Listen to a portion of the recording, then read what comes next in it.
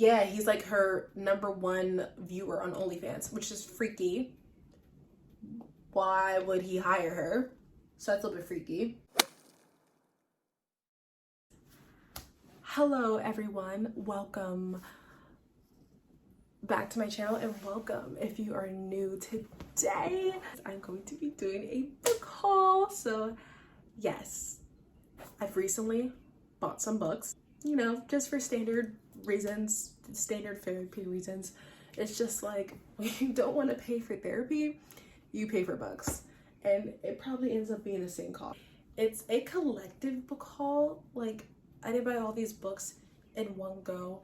I will also be showing you guys my physical TBR because I don't know, I just wanted to count it up. I just wanted to look through it, see what we're working with. But I have this weird thing about me where I normally don't even let myself get over like 10 books on my physical TBR and then I'm like, okay, you have to read these books. I hate having like a double digits of books that I have to read that are just sitting in my house. But I did that today. I have that, but it's not like over 100 or anything. Like I'm fairly normal. I'm just gonna show you the book. So first, I'm going to show you Barnes & Noble's vlog. It's up on my channel. You can check it out if you want. I went to Barnes with my friends and we got some books. We vlogged. It was fun. It was a good time. I got Pretend You're Mine by Lucy Score. This is a fake dating romance, I'm pretty sure. I love Lucy Score. Her books are just super fun. Like, you don't take them seriously. Like, they're literally just jokes. I have the best time reading her books. I just laugh out loud and I just enjoy myself. And I want like more romances on my physical TBR. So yeah, I got this one. It's fake dating. It's apparently Grumpy Sunshine. The thing is, the fake dating trope never makes sense ever, but I eat it up every time. It's like my favorite thing in the world, but it never makes sense, especially for grown adults. But you know, this is the book. I love her new covers, and it's not humongous. Like, her books are usually like over 500 pages, and this one is less than that. So I'm excited to read it whenever I get to it. Probably won't be anytime soon, but I'm excited to read it. Then I got my first ever Riley Sager book, and I got The House Across the Lake. Yeah, I've been like looking for thrillers lately, and like Riley Sager is a pretty well-known thriller author, and I like had my eye on this book for a while because in the front, like the dedication, like he says, wait, oh my god, I gotta show it to you guys. This is so exciting because I think he did it, but I just can't prove it. Taylor Swift, nobody, no crime. So I was like, oh, I have to read this. But the book was like still in hardback, and I wanted to wait till it was on paperback, and I saw it in Barnes in paperback, and I was like, oh, I have to get it.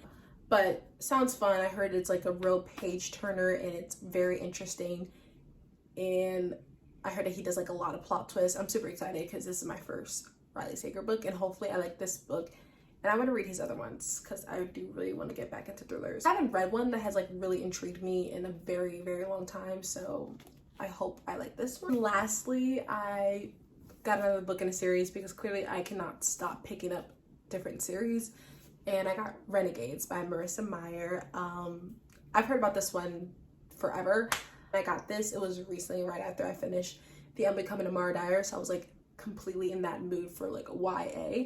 And I think this one is like sci-fi, dystopian. It's like set in a futuristic world, which is super cool. I haven't like read a dystopian in so long.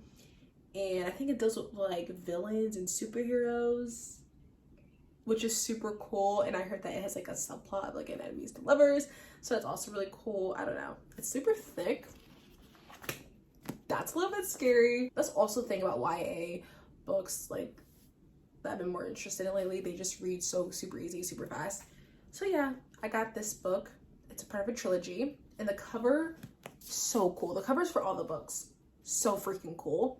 So that's one of the reasons why I just had to grab it and snatch it up, and I'm super excited to read it. So then I ordered books, some books off of Barnes, because I pre-ordered the Barnes & Noble's exclusive of Love Redesigned by Lauren Asher. I'm so excited. I never pre-order books like ever, but like she announced this thing where it's like if you pre-order the books at certain places, you get like bonus content and extended epilogues. And you guys know I love Lauren Asher. She's my girl. I love her. And I was like, I've never owned a Barnes & Noble's exclusive ever, and I want one. And I want the extended epilogue. So I pre-ordered the Barnes & Noble's exclusive for Love Redesigned, and I wanted free shipping because I wasn't about to pay for shipping for one book. I wanted free shipping, so I got 2 other books. First, I got Arch Enemies by Marissa Meyer, and this is the second book in the Renegades trilogy. Obviously, I have a problem where I just need to buy the books in a series before I even read the first book, but yeah, the second book's not as thick. And I love the cover. Yet again, the covers for this series are so good.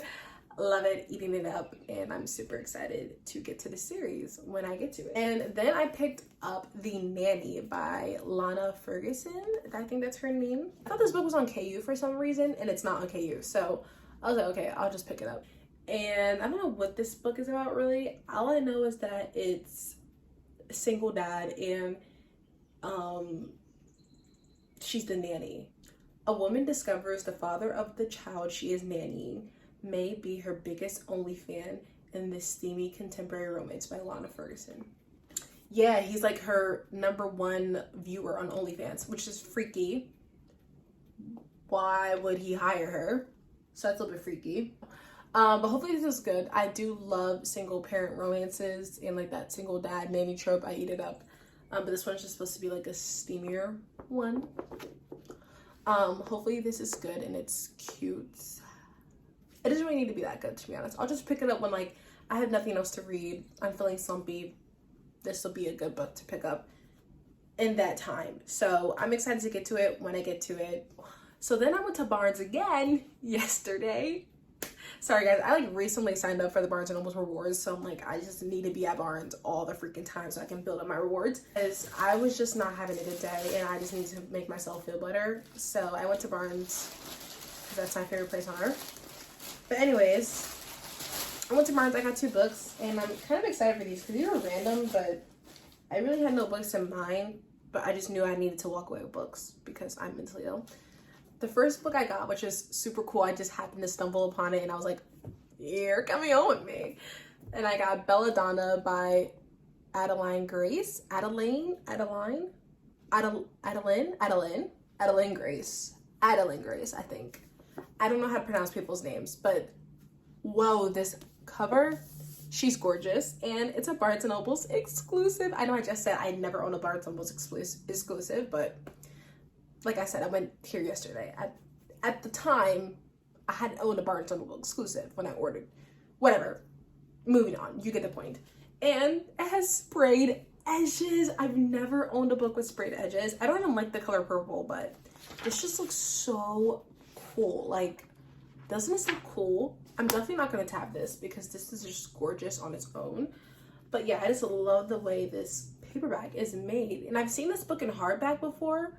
Never seen it in paperback, and it just looks so cool. But anyways, I've heard great things about this book. I honestly don't know anything about it, but what I've heard, and since like looking it up, because I was literally looking it up on Goodreads like when I was in the store, but it's like a fantasy romance but gothic, and also has like a murder. Actually, does it have a murder? I'm making that up. It's like a mystery, like something to be solved, and there's a plot twist. And I've heard great things, and the ratings on Goodreads are pretty good for this book. I know it is YA. I haven't really read anything else about it. Whoa, interesting. Oh, and the sequel looks pretty too. Why am I flipping you off? I'm sorry. This looks really good. I'm actually really excited about this now, but I think I'll pick this up like around October, like fall time. Like the gothic vibes just give fall. So yeah, I definitely picked this up around fall time. This cover is gorgeous. Like one of the most beautiful books I've ever owned. And then this is another book I got on a whim, but I got Beautiful Player by Christina Lauren. So random. This is like the 3rd in this series. This is why it makes it even more random. And I'll probably just get like the other books in the series off Amazon. Don't kill me. Yes, I use Amazon. But anyways, this is Beautiful Player. I don't know if this is the 3rd or 4th or 5th book in this series, but I've heard so many things about this series. I never really found myself gravitating towards Christina Lauren's books, but I've heard people always talk about this series. So like, oh, I wish Christina Lauren would make books again like they made the Beautiful series or whatever the series is called.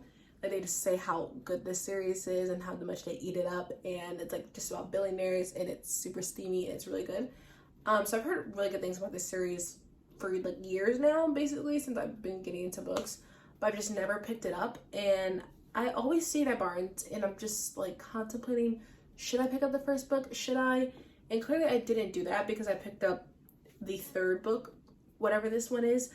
But I think I picked it up because I was looking at the back and I was looking at what all the books are about. And this one I saw is Brother's Best Friend, I think. Yes, it's Brother's Best Friend. And the girl's like a bookworm. So I was like, oh, cute. It's like, I was like, oh, I like that. I like that a lot. I feel so weird like reading books out of order. So I still might just wait till I get the other books. But either way, I'm happy I got this. It looks really good, and all the reviews are pretty darn good. I'm excited. I love the way it feels too. And I love the spine. And I think all the spines lined up will be super cool like once I get the rest of the series. But yeah, I love the feel of it. I just love the feel of a book. Sometimes the feel of a book will make me just buy the book. I have some books that I got off Amazon and from Target. I guess first I'll show the books I got in Target. First, I got Love Theoretically. I got this pretty much release week. I still haven't read it. I don't know why. I literally wanted to read it as soon as I picked it up, and then things changed, things happened, and I still haven't read it, and it's August, so I don't know what's going on. I think I'll read it while I'm on vacation. This is Ali Hazelwood's like third like standalone in this like STEM rom-com series. Like, she basically writes the same thing, which a lot of people kind of get irritated about. I actually haven't read any of her other like books besides The Love Hypothesis, but I gave that book 5 stars, and I don't know why I never continued with the rest of her books, but I think it's just because I was just hearing so many mixed reviews and things about her writing the same thing, and I was like, let me just stick to what I loved about it. But I've heard so many great things about this book since it's been released, and I think I just need like a cute, simple like rom-com, and I loved what Ali Hazelwood did with The Love Hypothesis, so I think I'll love this one as well. Physicist, and she is a professional fake dater, whatever that means, and I think her books are just cute, so I think I will enjoy this one. I was just at Target the other day like randomly, and of course I had to go to the book section, and I got another book because I'm unstable, and I got Forever and Ever by Lucy Score. This is a book I always see in Barnes or Target, and I'm constantly walking over it or like walking by it and just picking it up and being like, oh, cool. And I never read it. And I think I even started it on KU one time. Like, I started it and I read like 1 chapter and I just never got back to it. This one is like wintry, and so I'll probably read this one in the winter. It says, you don't fall for your brother's high school sweetheart, your boss's daughter, or your ex-wife's best friend, especially when they're all the same woman. What? What are you talking about? What are you talking about? So that's a lot. That's a mouthful. I don't know, but I think I'll like it. Like I said, when it comes to Lucy Score books, I just go in with an open mind and I just brain cells out the door. I don't think, I just enjoy, and I usually have a good time. And then I ordered some books on Amazon. And the first one is Misfits Like Us by Krista Becker Ritchie. This is book 11, I think, in the Like Us series, I'm pretty sure. I don't really want to spoil too much because if you haven't read the Addicted series, like, I can't really talk about this book that much, but anyways, it's book 11 in Like Us series. I will collect every book that these authors create in this universe. We already know this. I love this series. I love this world. I love these people. I love these characters. I'm excited to pick this up, but I have to be in the mood. I have to be willing, like, I have to be able to dive back into this series with these characters. I'm being way too serious right now. It's not that deep, but I had Misfits Like Us. And then I got Tri-Six Venom by Penelope Douglas. She is thick, but I love Penelope Douglas. They're one of my favorite authors, and their books are just always such a fun time. It's super excited. And I love Penelope Douglas. Their books are just so entertaining. Like, they might be the most insane thing you'll ever read, but they're so entertaining. You'll never be bored. And I know that if I'm in like a reading slump or I just need like a fun, entertaining read, I know to pick this book up. So I'm happy I have it on my shelf whenever I'm ready for it. And I got 2 books by the same author. I got the Dating Playbook, and then I got the hookup plan, and these are like a part of the same series, like interconnected standalones about like sisters and their like love, kind of like the Brown Sisters trilogy, like sisters. I know there actually is a first book called The Boyfriend Project, but I hated the cover for that one. Like, it was different than these covers. It looked so weird and different and old.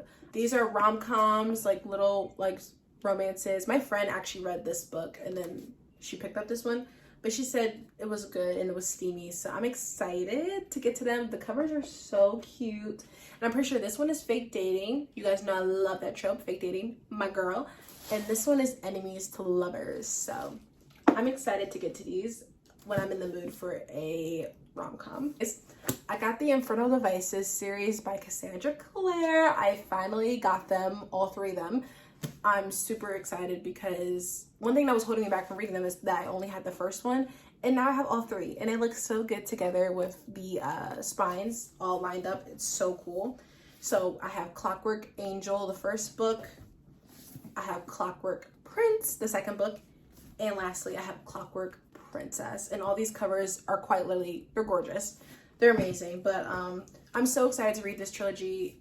Everyone talks about it and says it's like some of the best work that Cassandra's ever done. So I'm super excited. I will be reading these in the fall. These just give fall. And I definitely will be doing a reading vlog because I just want to get all my thoughts like just recorded. I'm super excited to dive back into this universe because I haven't read a Shadowhunters book in a minute. And now we're gonna get to like the rest of the books on my TBR that just kind of been here for a minute. So first I have A Shadow in the Ember, and then The War of Two Queens, both by Jennifer L. Armentrout. These are the last two books I own that are part of the like From Blood and Ash world universe. This one is the first book in like the Flesh and Fire series, yes. And this follows different characters than the From Blood and Ash series, and it like takes place 1,000 years before the events of that book. But I've heard that people actually enjoy this one more than From Blood and Ash, so I'm actually excited to get to this one. This will be my next one in this series. And then The War of Two Queens, this is the fourth book in the From Blood and Ash series, and a lot of people hate this book. So I'm quite literally scared to get to this, and I definitely will be stalling because I'm terrified. But I have it, so it means I'm gonna read it. I have the last three books in the Mortal Instruments series that I haven't read. So I have City of Fallen Angels, book 4, City of Lost Souls, book 5, and City of Heavenly Fire, book 6. I read the first 3 books. I'm excited to get to these. I actually don't know if I'm excited though, because I think a lot of people think that this part of the series is kind of a waste of time. I already have it though, so I'm gonna read it, and hopefully I will like it, because I do like Jace. Clary, not too sure about her. Kind of is a part of the haul. I have the Retribution of Mara Dyer. This is the third book in the Mara Dyer trilogy. I've talked about this trilogy before on my channel. Super good YA, mystery, paranormal. It's really freaking good. I need to get to this one like right away so that everything from the last book is like, while it's still heavily in my mind, I need to get to this. So this needs to exit my physical TBR immediately, but I have this one. And lastly, I have a book that will probably be on my physical TBR for years to come, and that is An Ember in the Ashes by Sabaa Tahir, I think. I don't know, I think I was interested in reading this book, and now it's just been so long since I've had that interest. I just don't know when I'm gonna get to it. I guess when I just have no other series on my mind and I just want to pick up a YA fantasy. I've heard such good things, so I don't like want to give it away or get rid of it. I think I should keep it and just wait till I'm in the mood, because I've heard fantastic things. I think I will like it. But an adventure. I think it's like adventurous. Oh, the font is super big. Yeah, I definitely have to get to this. I don't think it'll be hard, but I'm just weird. So that was 23 books, which is, like I said, not that much. From a lot of people that are on Book Talk and BookTube, they have like over 100, over 200, even 400. So me having 23 is not that much, but for me and what I normally have, it's a lot, and it's stressing me out a little bit, but I know it shouldn't. I know I'm gonna get to every book.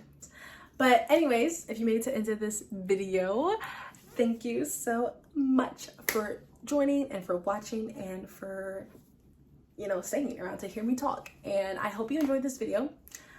I hope you have a great day. Please like, comment, subscribe, come back for more. And yeah, I'll see you guys in the next one. Peace out.